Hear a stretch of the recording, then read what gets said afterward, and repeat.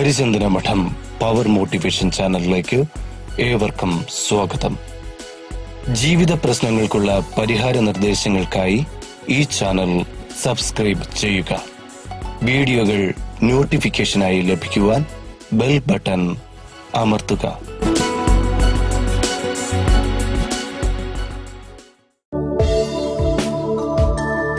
ദേഷ്യമെന്നത് മനുഷ്യനെ ഭരിക്കുന്ന വികാരങ്ങളിൽ പ്രധാനപ്പെട്ടതാണ്. ലോകത്തിൽ നടക്കുന്ന നീചകർമ്മങ്ങളിൽ ബഹുഭൂരിപക്ഷവും പ്രകോപനങ്ങളുടെ ഫലമായിട്ട് ഉണ്ടാകുന്നതാണ്.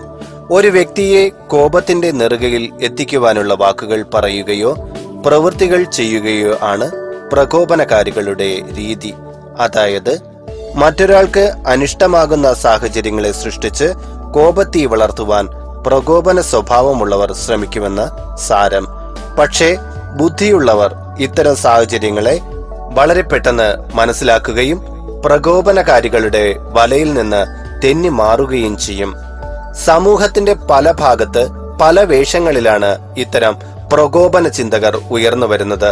അയൽവാസിയായും ടിവിയിലെ അന്തിച്ചർച്ചക്കാരനായും പൊതുനിരത്തിലെ ശല്യക്കാരനായും സോഷ്യൽ മീഡിയയിലെ ഉപദ്രവകാരിയായും എല്ലാം ഈ വിഭാഗത്തിലുള്ള ആൾക്കാരെത്തും. കരുതലോടെ ഇരിക്കുക. നമ്മെ കോപാകുലനാക്കി നമ്മുടെ സ്വൈര്യത്തെയും ജീവിതഗതിയെയും കുട്ടിച്ചോറാക്കുകയാണ് ഈ ദുഷിച്ച മനസ്കരുടെ ഉദ്ദേശം.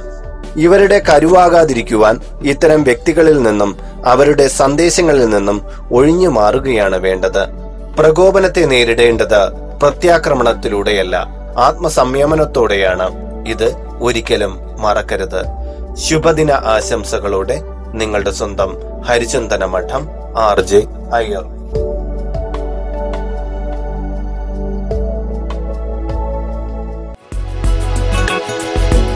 ഹരിചന്ദന മഠം പവർ മോട്ടിവേഷൻ ചാനൽ.